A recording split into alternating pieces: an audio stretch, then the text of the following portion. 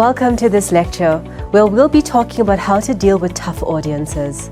So what's tough? Tough is anything that challenges you. So this could be an audience that is very quiet.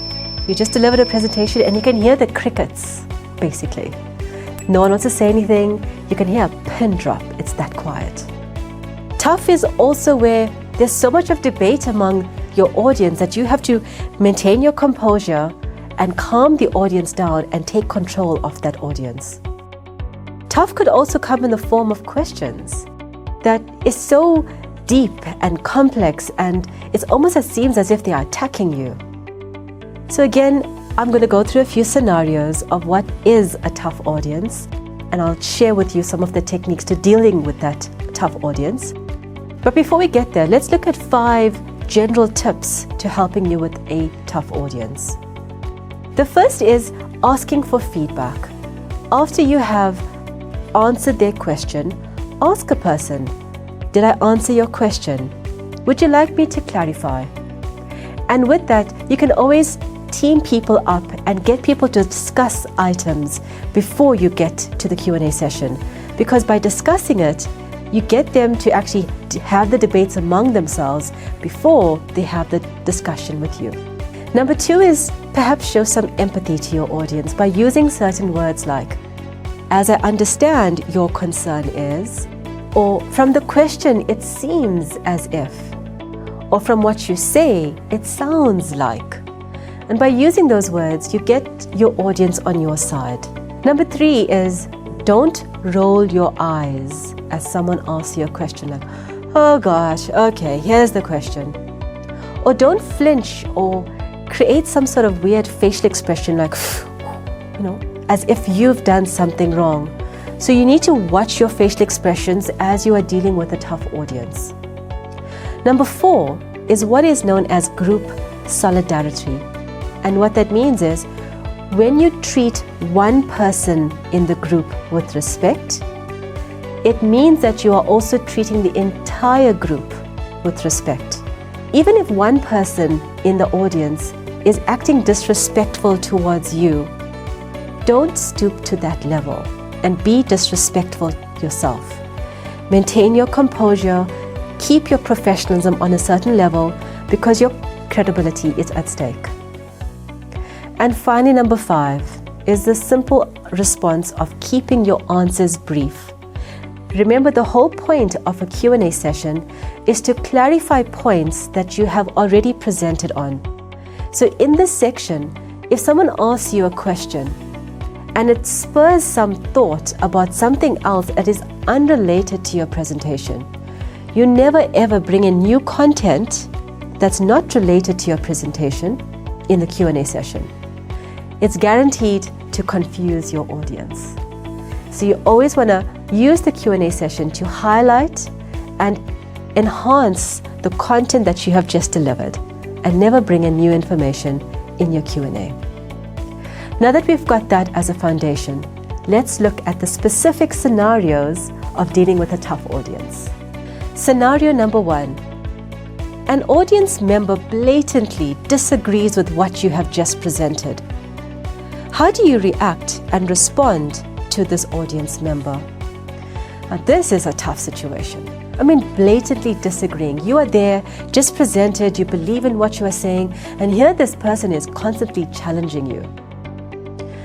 How you respond to this person is how you respond to criticism. Now, when you are responding to criticism, you either differentiate it between, is it valid, is it invalid, is it based on fact, or is it based on opinion? And by using this as a framework, I would suggest you use this framework to deal with a blatantly differentiated viewpoint from this audience member. So I would ask you to have a bit of a discussion with the person, and it helps to have a piece of paper or a flip chart ready and writing down all the points of disagreement. And then as you go through the points of disagreement, figure out if it's valid, invalid, based on fact, based on opinion. If it's based on fact, you fight facts with facts. And if it's based on opinion, you come up with your own research, facts and statistics to back up why you're saying what you are saying, because perhaps that person's opinion is based on outdated facts and you've got more relevant data to back up your claims. That concludes scenario number 1. Let's look at scenario number 2. Scenario 2. You have planned a 20-minute presentation with a 20-minute Q&A. And for the Q&A, no one asks you any questions and you are expecting many questions. What would you do with the balance of your time available? Now, most speakers, if they plan a 20-minute presentation and they know they've got 20 minutes Q&A, but no one asks a question, they most likely to say, oh, okay, we finished a bit early. Let's conclude this presentation. You all can leave now. And that's not what you should be doing. Remember that people have come up here and they've already committed their timing. And especially if you know that what you have presented is a bit of a sensitive topic, you were expecting questions. Maybe you came with a whole panel of people because based on the feedback that you were getting from this group of people in another session, that you were expecting questions. And maybe people are just scared to ask the first question. This often happens when a person is presenting to a team of people in a company on something that is very sensitive, that's impacting in terms of their jobs or their way of working or just the contracts that they have with the company. And a person is just scared to ask the first question. So instead of shutting down the meeting and closing the presentation off, here's what I would suggest that you do. Remember my earlier technique of getting people to discuss in groups? That's what I would ask you to do here. Use your 20 minutes as follows. Depending on how many people are in the room, you divide the groups in maximum between 4 to 5 people per group. And you just ask them to get together and discuss the content. And then you come off stage with a notepad or your iPad or whatever it is, something to just jot down some notes. And you go to each group and you listen to the groups. And as you listen to the groups, they then reel you in and then they say, you know, when you were presenting this, I actually had a question on this. And this is my actual concern.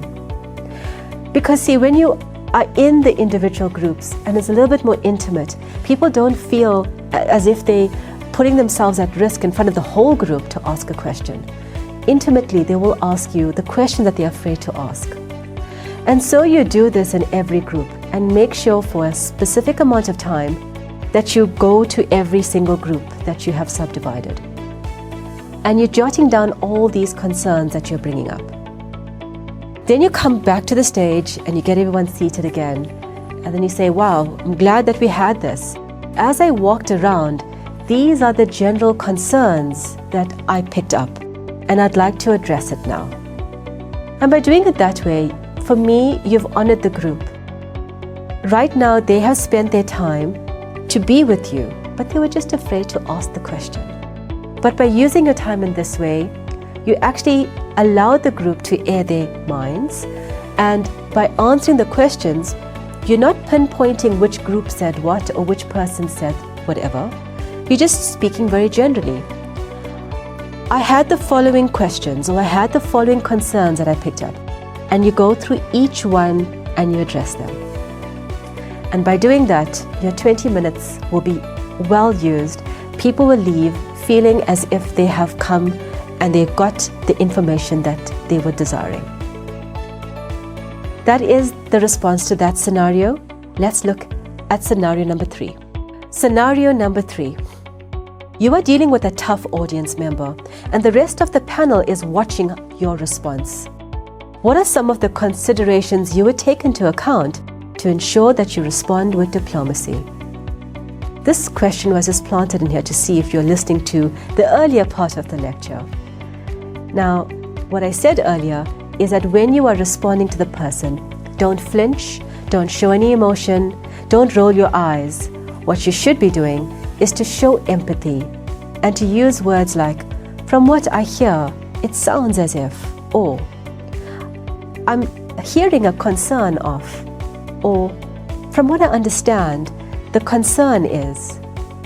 And so by doing your response in that manner, you're showing a bit of empathy, you're maintaining your composure, and you're still maintaining your professionalism. Scenario number 4. You are busy presenting to a panel of members. And while you're presenting, some people are busy on their phones, other people are busy on their laptops. Some people are even eating and drinking their coffee. And it doesn't even seem that people are listening to you. And this distracts you and you makes you feel as if you are not being respected. What do? How do you respond? Firstly, know that sometimes a person is on their phone or on their laptop because they are verifying some of the information that you have just said. So just know that sometimes when a person is on their phone, it might not be for other reasons except to double check your own presentation. So they're still engaging with you, but it's just through a different medium. So don't get annoyed with this. What I would suggest that you do is to avert your eye contact to people in the room that are giving you eye contact, especially if you're a bit of a newbie speaker. Don't get distracted by other people being distracted. And over time, you will get used to speaking to a group of people who are busy on their phones. And is this what it is? So in conclusion, I wouldn't get too flustered about that. Just stay on track and keep with your presentation. Just look at someone else on the panel. Let's look at the last scenario in this lecture series. Scenario number 5. You are conducting a public talk to sell a particular product or service that your company is offering, and you are speaking on your area of expertise. Now, during the Q&A, someone raises their hand and complains about how unfriendly your company's customer service call center is. Now, clearly, this question has nothing to do with your presentation about your product or your service. It has something to do with something else that you have no control over. How do you respond? So in my earlier lecture, I spoke to you about the importance of brand management. So as a presenter, even though someone has asked you a question that is not related to your content, you still maintain your diplomacy. And you'd sort of gently correct them by saying something like, showing the empathy, I understand your concern and it doesn't actually sound like it's supposed to be the way it is. Please can you come and chat with me after this presentation? I will direct you to the right person to speak to solve your query. Something like that. And by doing so that way, you've answered the person, you've dealt with it in a professional way, and you've also indirectly said to them that that's not your area of expertise. Can we move on to the next person or the next question? That concludes the scenarios in this lecture. Let's move on to the last lecture in this section about how to handle a difficult question. See you on the next lecture.